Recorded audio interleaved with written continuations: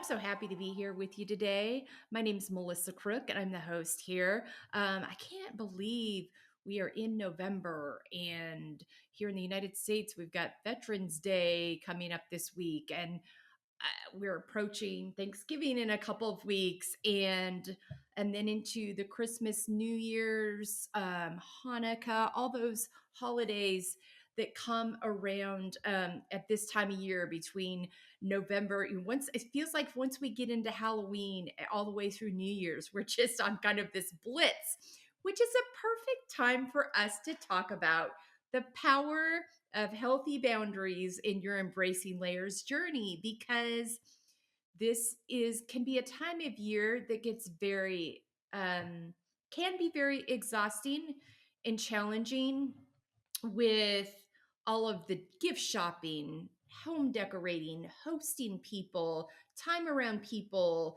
that you may or may not love being around, but feel obligated to be around because maybe they're family or close friends or people that you typically spend time with this time of year.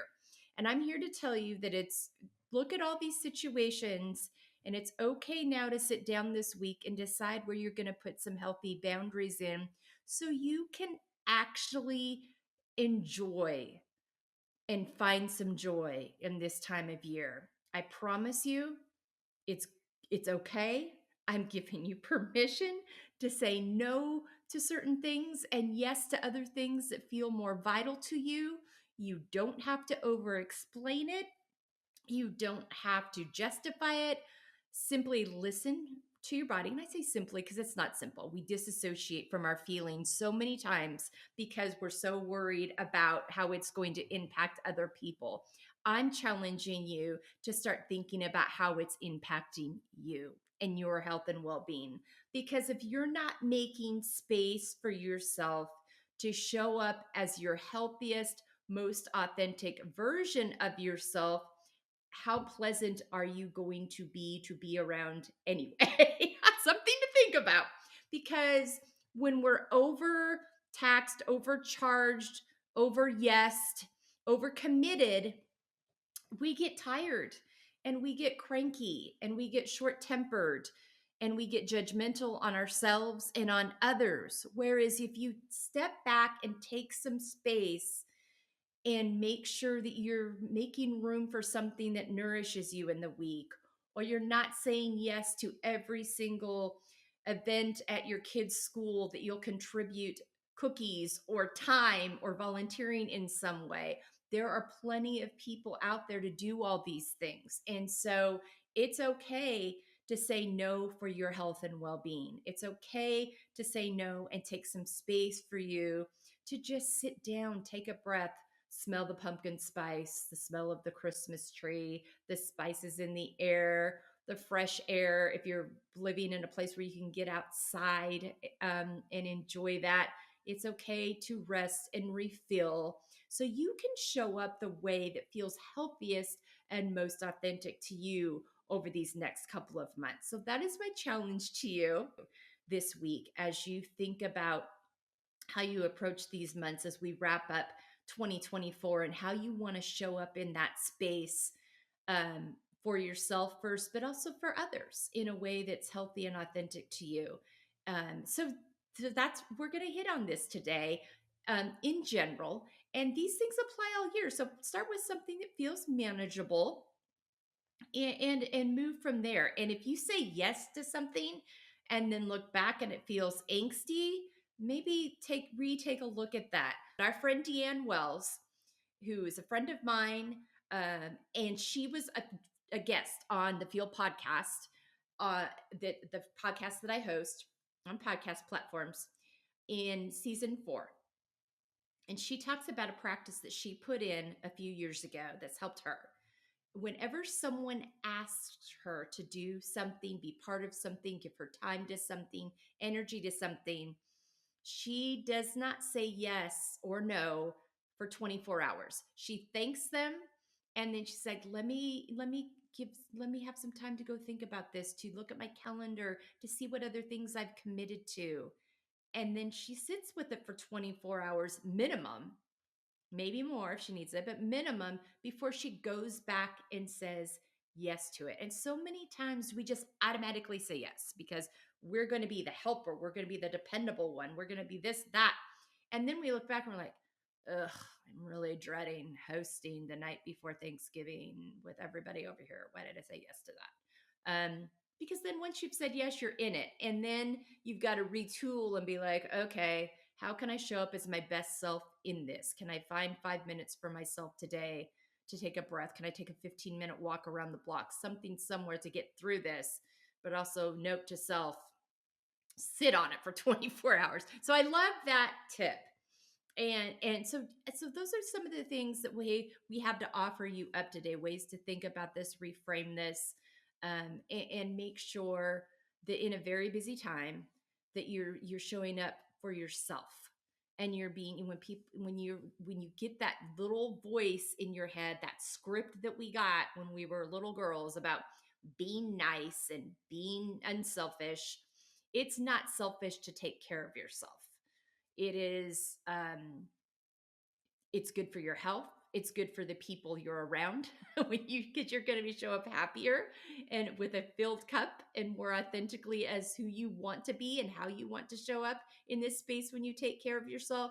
So setting some healthy boundaries around your time and around people. There are relationships. We have just come off of an election season that has been full of angst, and a lot of that angst is between friends and family members, and now we're coming together with these people in the next few weeks. Are there people that you need to, you know, manage your time with, limit your time with? Are there boundaries, healthy boundaries that you want to put around conversations at the dinner table of like, we are not, you know, for the sake of everybody here and the health and well-being of gathering, we are not going to talk about X today at the dinner table. And if you talk about X today, you'll get one warning and then we'll ask you to be excused. I don't know, something. But it's a good time to think about those things ahead of time. Have a plan ahead of time on how what your exit strategy is, or your time limit is, or when you're trying to run around to see all the family. Is that feasible? Is that healthy? Are you doing that to please others, or is that really what you want to be doing, what your family wants to be doing? What's best for your kids and everybody else that's involved? And even if people have some hurt feelings on the short end, if just like, we're doing this for our health and wellness. We love you. We think you're great. We can't spread ourselves so thin, because then you're not getting a quality time with us either. You're not getting our best selves. You're getting cranky selves. And that's not, I think, too much of this relationship to give you my cranky self or my cranky kids or my cranky partner. So all these things, are important to address and think about at this time. So that's why I think it's just a really timely time to have this conversation about healthy boundaries and their impact on our embracing layers journey, on our health and our wellness. Um, it's really a good time to take a look at whose expectations am I living out of, my own or others' standards that they've set for me that I need to look at. What are my values and my why in doing this? What is my calendar filled with, and who's defining that? Those are really good cues. And then the communication piece can be really simple. We don't have to over explain. And I talk about this a little bit. We talk about this in the panel conversation. It can just be a simple, like, that's just not going to work on our calendar at this time. It's just not um, something we can do. But thanks so much for thinking of us. We really value your time. Let's get together after the new year when things calm down. I mean, there's just a lot of different ways. So just hopefully this will give you some tools and some resources and ways to plan for these things so that you can show up in a way where you look back on January 2nd. I'm like, gosh, that felt better. That felt less frenetic. That felt less hectic. Or you've committed to things and you're like, okay, I've committed to this. I can't get out of it, but what can I do to prepare myself in advance? Where can I find some space so it doesn't feel so taxing? Can I ask more people to contribute to the meal, or to the space? Or do I need to set a time limit of like, hey, um, we're telling everybody to be here by 4 instead of people showing up at noon on Christmas Day, and you haven't had time to pick up the wrapping paper yet. I mean, whatever the case may be, this is a really good time to sit with these things, think about these things, come up with some plans. And we're all a work in progress with this, but it's possible, and there are ways to go about it and do it that are loving and kind, not only to yourself, but to those that you're in relationship with, and those that really love you, value, care about you. Um, and your health and wellness will understand, or they'll get to a point of understanding at some point. If they don't, that might be a clue of a boundary you need in a relationship. We have a whole chapter on boundaries, and within that chapter on boundaries, we give you ways to engage at the end of that chapter that really help you personalize it, put it into play for yourself. And so that is, I'm looking for it here right now so I can let you know how that reads, because it's really helpful to have something in your hands that you can engage with. This is a great way to think about this. Write down all the activities you're involved with each day. Identify which ones you feel most called to or aligned to. For the remaining ones, determine if it's time to say no to that commitment or to ask for help and support in fulfilling it. This can be a great beginning to determining where you might need to start placing some healthy boundaries in your life.